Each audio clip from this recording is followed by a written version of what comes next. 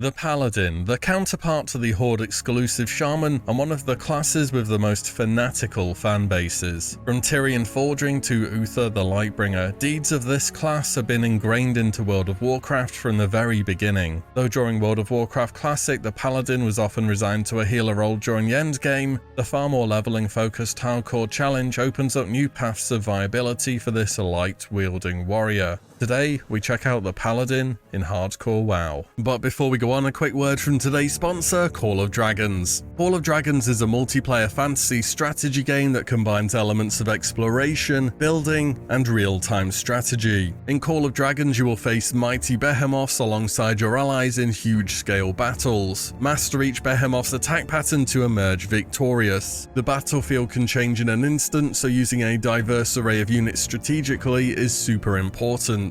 Defeating a behemoth not only grants you huge rewards, but it also adds it to your alliance, becoming your secret weapon in battles against other alliances. Behemoths can be trained further and customized to suit your alliance's need, enabling you to further conquer the realm of Tamaris. Call of Dragons offers a huge amount of real-time strategy gameplay freedom. Players can make tactical decisions, place forces strategically, and set up ambushes to exploit enemy weaknesses. Each unit has their own benefit, allowing players to utilize different combos to defy the odds. Call of Dragons also has MMO social features, including cross-play between PC and mobile devices, and an in-game automated translation system so you can build a truly global alliance. You can download Call of Dragons using my link below or by scanning the QR code on screen to become a Beastmaster today. Also use the special code CODMONSTER to get special rewards in-game. Many thanks to Call of Dragons for the sponsor today. Let's get back to WoW. So you're thinking of giving this hardcore challenge a go and are a bit more of an alliance player. Does the Paladin make for a good starting point? In short, yes, they are arguably the most safe melee class in the game. Whilst others have to deal with leather armor or no self-healing, the Paladin gets the best of every world with the ability to equip the heaviest armor types and a ton of not only healing, but extremely strong defensive abilities from an early level. The Paladin though is also notorious for one thing in Classic, and that's being kind of simple to play. It's not too much of an exaggeration to say by about level 6, you've seen the basic rotation that will carry you to level 60. You run up to something, you press Judgment, if you have the mana, apply a new seal, and just melee them down. It's kind of like the melee counterpart to a priest, because you sure spend a lot of time swinging away with your two-handed weapon. In between catching up with shows on Netflix, you may occasionally need to press Holy Light if your health dips below 30%, which will bring it back to near full before resuming your right-click gameplay. You also have a whole host of buffs and utility spells at your disposal, which make the Paladin very difficult to lock down. In fact, the only real weakness is getting spell locked on Holy, because pretty much everything you do apart from swinging your weapon is a holy spell. And there's no worse feeling than losing a hardcore Paladin when you have multiple different ways to survive just about anything, but we'll get into that when talking survivability. So how does the Paladin perform solo questing then? Well, they are a very capable class, with a clear weakness being that they're strictly melee to deal any form of damage. Outside of Exorcism and Hammer of Wrath, that is,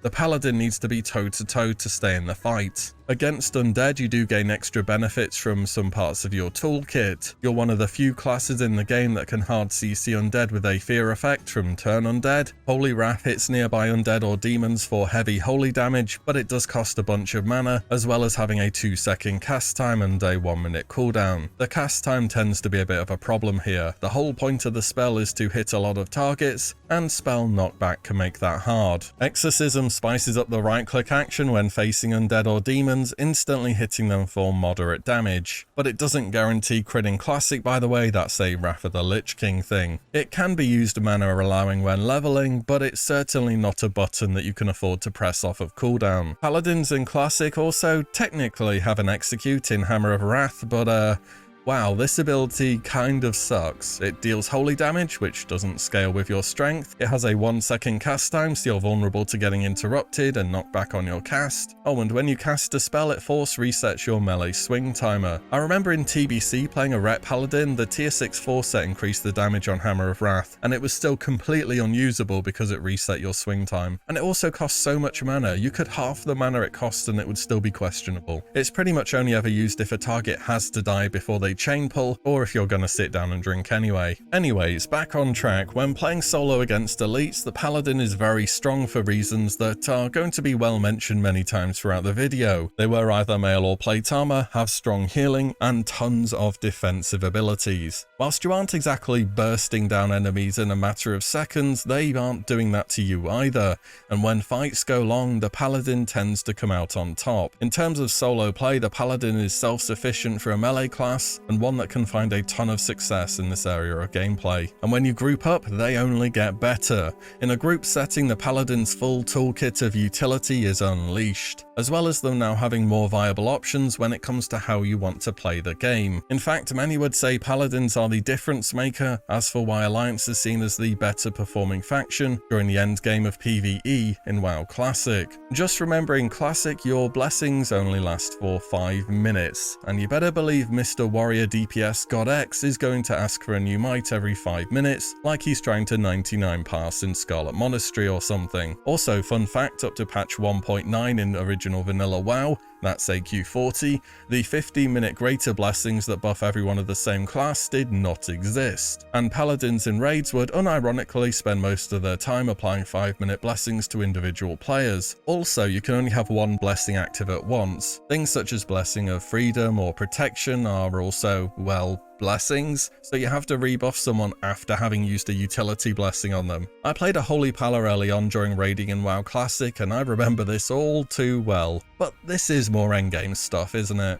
In a group during leveling, the paladin can also flex into several different roles, which they struggled to do during the endgame. Most players are going to be specced into the retribution tree to improve their damage, but you can very much throw on some intellect gear and be able to heal just fine, or even tank if you want to. A bit similar to the shaman, paladin tank gets memed on in Classic due to their lack of a taunt ability, but during the leveling phase of the game, they work just fine. There is one caveat to that, however, and that is Consecration is not a baseline ability in Classic, and you need to have invested 11 points into the Holy Tree in order to pick up this spell, and if you are going to tank, you kinda do want Consecration. The whole strength of the paladin as a tank is their good AoE threat, and without Consecration, you're doing moderate single target threat and then trying to chase down mobs who will be running after your healer. The paladin's threat, remember, is nearly entirely generated through dealing holy damage thanks to Righteous Fury. Also, Exorcism is holy damage, and when there are demons or undead in a dungeon, this ability might as well be a taunt. So if anything, when tanking on a paladin, try and prioritize dungeons with these enemy types. But whatever role you're taking on in a group as a paladin, everyone is benefiting hugely from you just existing by the nature of how much utility you offer through blessings and auras. Paladins, true to their selfless nature, may not themselves be the star of the show, but enable other classes to truly excel. On to survivability. Can this class get out of a difficult situation? Well, put it like this. According to the hardcore rules on the unofficial servers at the moment, the paladin is the only class in the game to have a spell combo banned, as it's deemed so powerful that it would trivialize the latter portion of the leveling challenge, and that is the Bubble Hearth. Divine Shield is first learned at level 34, enabling 10 seconds of immunity to everything. Even if you're just popping this to heal up or escape, it's already an incredible ability.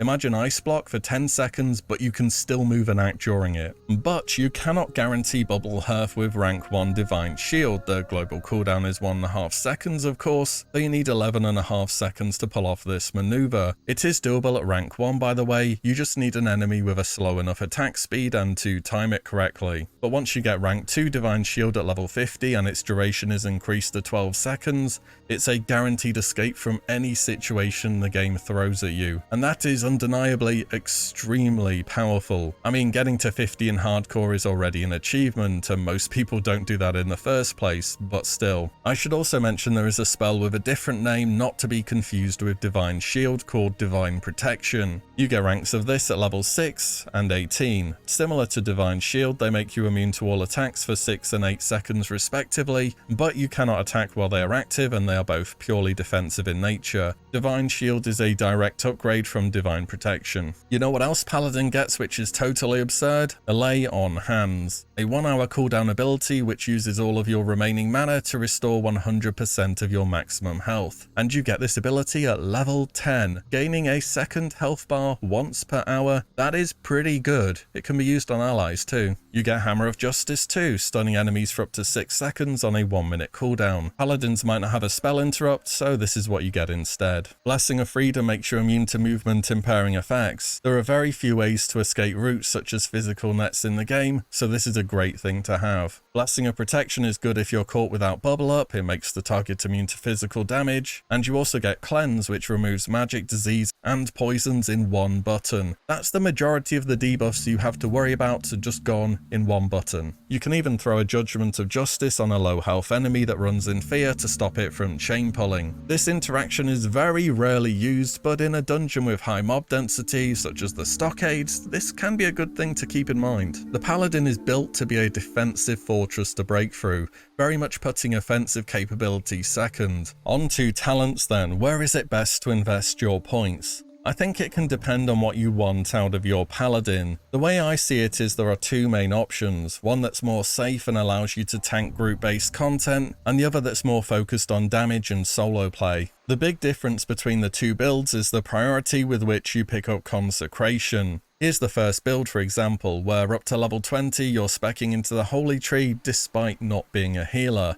This gives you some extra intellect, allowing for a few more heals, tends to be better than strength, and spell knockback prevention on heals. Definitely don't overlook this talent. When you get Concentration Aura at level 22, you can guarantee have no spell knockback on Holy, which means even if you have 3 enemies attacking you, you can just throw on a heal and then keep fighting or start running. It feels as though the talents in the Retribution tree are pretty standard when it comes to leveling. You don't really have the mana to judge on cooldown, so I leave this out. Pursuit of Justice is great because you're going to be spending a lot of time running, so this will be speeding you up significantly. Seal of Command adds a chance to proc an extra melee swing on hit, instantly dealing holy damage. This ability scales best with slow two-handed weapons, which we'll talk about later. Sanctity Aura is a bit of a bait talent and doesn't really seem worth it to me. When playing Ret, your holy damage output is quite minor compared to physical on your melee swings, and even when tanking and using Consecration, this aura is quite minor. Going 2 out of 2 into improved Retribution Aura is going to give you far more damage in the long run. Here's an example. If we take Consecration rank 3, learned at level 40,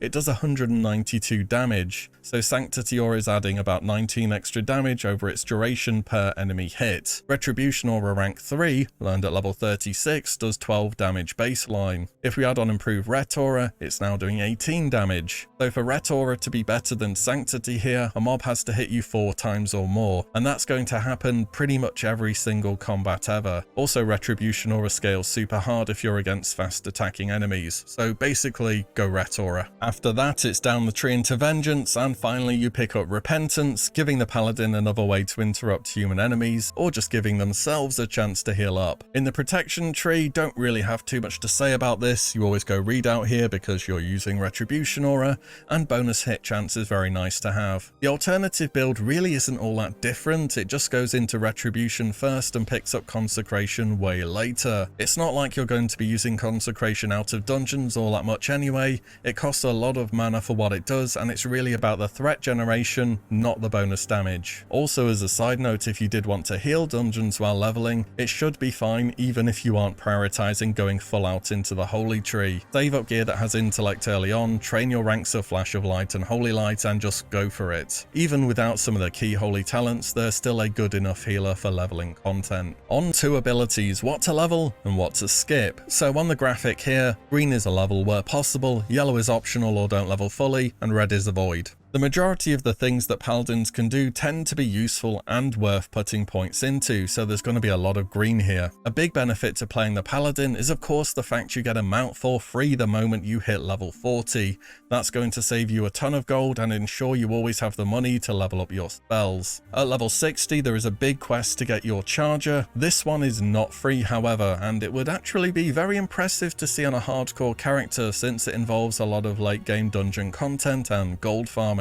There are quite a few abilities here in yellow which fall into the optional category. Resistance auras are great, but leveling wise tend to only be useful here and there, particularly when fighting elementals. Seal of Wisdom and Light have niche uses, mainly in dungeons for when you're tanking, and you know that threat is okay. Divine Intervention is the ultimate optional ability. Do you take the chance to save someone else at the cost of your own character, or do you leave it on a trainer and not have that decision? Blessing of Sacrifice and Light are good if you want to heal content, otherwise not really needed. The only one to skip is Redemption because, well, it's hardcore mode, isn't it? And you need to do a quest to get redemption anyway. Honestly though, a big deal with choosing what to level up is solely based off wanting a mount at level 40, and you don't have to be careful with saving up. Even if you're thinking long term about an epic mount, you aren't going to be doing that without a ton of grinding at level 60 anyways. So perhaps Paladin is a class where you just throw gold at whatever you feel like leveling. The Paladin is a class where a ton of your time is going to be spent swinging away, so keeping an eye out for good weapon upgrades is very important. Early game there are several vendors who have powerful two-handed weapons such as the heavy spike mace or the executioner's sword. Look out for the wandering merchant Antonio Pirelli between Goldshire and Redridge for this. There's a Paladin exclusive quest for a two-handed weapon which will last you a very long time, named Varigan's Fist. This is a quest that will have you travelling all over Azeroth, including collecting items from the Dead Mines, Shadowfang Keep, and Black Fathoms Deep. It's quite a trip, but well worth it if you're a dungeon enjoyer and want to guarantee getting an amazing weapon as a bonus. The king of two-handed weapons on Alliance though is from the quest In the Name of the Light. This can be done around level 40, involves a full clear of the Scarlet Dungeons, and will reward Bonebite.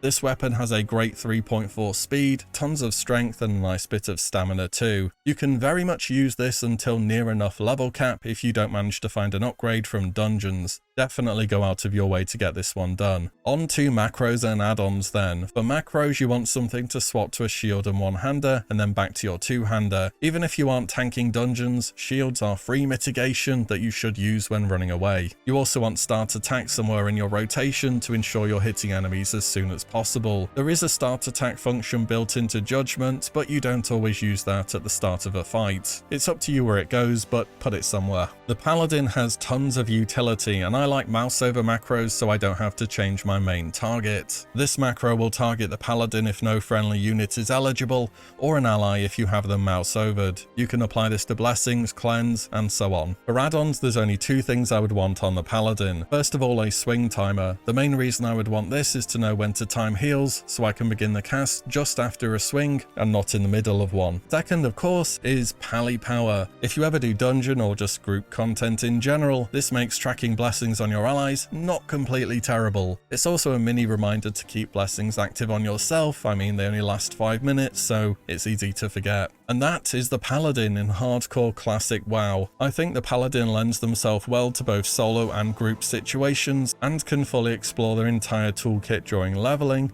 rather than just being seen as a healer. I can definitely see some people being put off by the auto attack heavy playstyle, but if you want a class that's safe and pretty chill to play, the Paladin has to be a strong contender. Anything else to add for the Paladin in hardcore WoW? Do drop it down below. And as always, thank you all so much for watching and listening in, and I'll see you all in the next one very soon.